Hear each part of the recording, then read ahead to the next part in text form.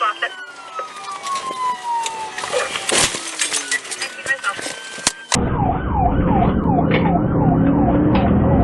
Going to 2010 behind the vehicle. Here's the mail.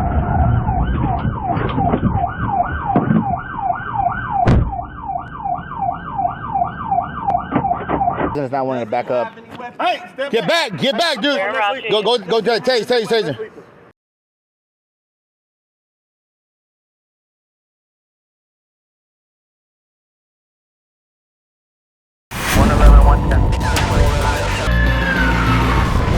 In the early morning of October 3, 2024, a Thurston County deputy spotted a Nissan 350Z without a license plate driving near Rochester, Washington.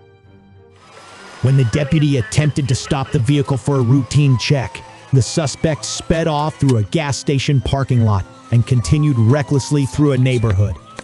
Sensing potential danger, the deputy initiated a high-speed pursuit. Just lost it.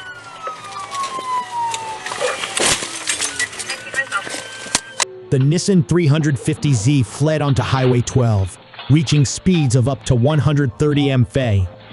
The pursuit intensified as the car veered onto Sargent Road, causing officers to keep a close watch.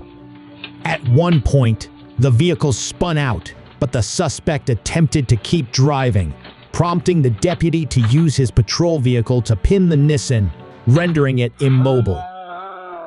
After the car was disabled, the suspect exited the vehicle, but rather than comply with officers' orders, he asked, "Why?" and fled on foot. K9 Igo and his handler were called to assist.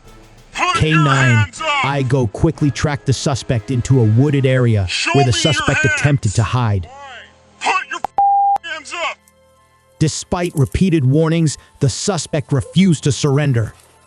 K9 Igo apprehended the suspect, forcing him to comply.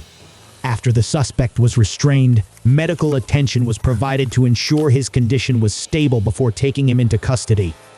K9 Igo and his team ensured the pursuit ended safely. What's this right here? Show me your hands now!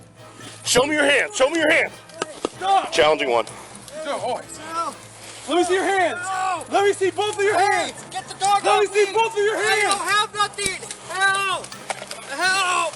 The suspect was arrested and booked into Thurston County Jail on charges of driving with a suspended license and attempting to flee law enforcement. The dangerous pursuit could have been avoided had the suspect stopped when first approached by officers. He is now set to face court for his actions.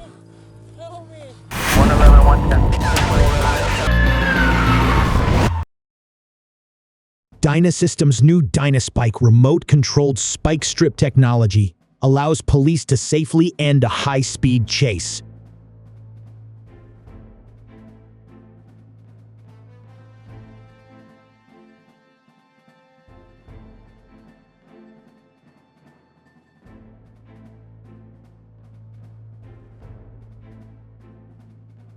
Using a wireless remote, police can extend spike strips into the path of the fleeing vehicle.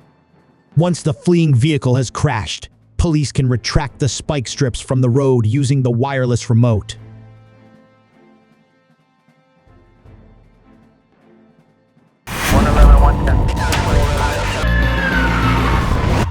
EMS, what's the location of the emergency? This is County with the transport, North Park Villas and Caller, PC Jester. next to the patient? Are you next to the patient, caller? No. No, okay, I'm going to go ahead and disconnect my partners to help on the way. Okay. Okay, so what happened? There's a man, we're in the neighborhood, we stay in the neighborhood. There's a man outside with a car. Look, I was coming back from my appointment. He's outside with the cross. Mama, I'm on the phone, please. And he has a cross on his hand, and he's just stabbing himself in the chest and the neck. And he's just repeatedly doing it. He threw blood on my mom's car. It's his bucket full of blood. I don't know why he's doing this. I don't know what's going on. It's just, and he's stabbing himself. Where is he stabbing himself again? His neck and chest. I promise you, his blood gushing everywhere. Oh my God. On May 1, 2024, at approximately 7:17 p.m., deputies from the Harris County Sheriff's Office received several 911 calls reporting a man, Emile Ciampicini, 61, obstructing traffic while holding a knife and a large cross in the 3,200 block of Paulston Ben Lane, North Harris County, Houston. The situation grew more intense as Ciampicini stood in the middle of the street armed. Residents not wanting to back up. Get back, dude. Go to the taser. At 7:19 p.m., 2 deputies arrived at the scene and spotted Ciampicini holding the knife and a cross raised above his head, standing in the middle of the road. The deputies immediately issued verbal commands, instructing Ciampicini to drop the knife and lie on the ground in an effort to de-escalate the situation. Get on the ground. Get on the ground. Get on the ground. Get on the ground. Get on Get on the ground. Get on the If ground. he gets close, I'm gonna shoot him, bro. Taser. One, 2, 3, shots fired. Shots fired. 1 male down. Shots fired, male. Although Ciampicini dropped the knife, he refused to lie on the ground as ordered. Instead, he began advancing toward the deputies with the cross still raised above his head, creating a dangerous situation. The suspect's movement forced the deputies to quickly assess the threat and make a split-second decision.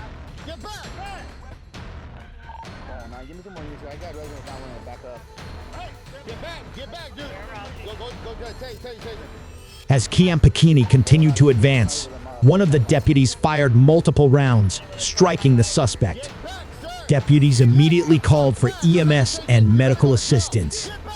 Unfortunately, Ciampicini was pronounced dead at the scene from his gunshot wounds. He's by the knife. Get on the ground. Get on the ground. Get down. Get on the ground. Get on the ground. Get on the ground. Get on the ground. Get on the ground. If he gets close, I'm gonna shoot him, bro. Following the incident, an investigation was launched to fully examine the details surrounding the shooting. Investigators gathered evidence and interviewed witnesses to ensure transparency in the handling of the situation. The incident highlights the tense and dangerous decisions law enforcement officers face during critical emergency situations.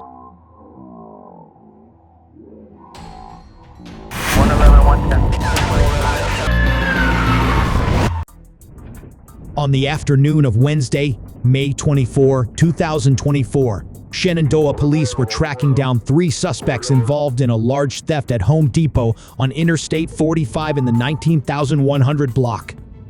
5 men attempted to steal around $5,000 worth of merchandise and load it into 2 vehicles in the store's rear parking lot. However, their actions were quickly detected by employees who intervened. When police arrived at the scene, 2 of the suspects fled on foot southward, across David Memorial Drive and into a nearby wooded area. Meanwhile, the 2 getaway vehicles driven by the other suspects attempted to leave the parking lot. Before they could escape, the 2 cars collided with each other, and one of them, a black Dodge Charger, struck a Shenandoah police patrol car, causing minor damage.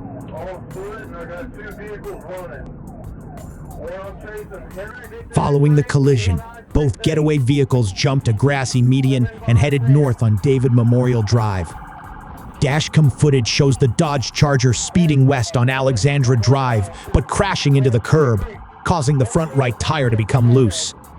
Despite trying to continue the escape, the vehicle became damaged and started smoking. 2 suspects, Darrell Lee, 20, and Devonta Lee, 17, then abandoned the car and ran back toward the Home Depot parking lot, where both were arrested after a brief foot chase. Henry Victor, that's right, for 168. 2013, got 200. East Bell,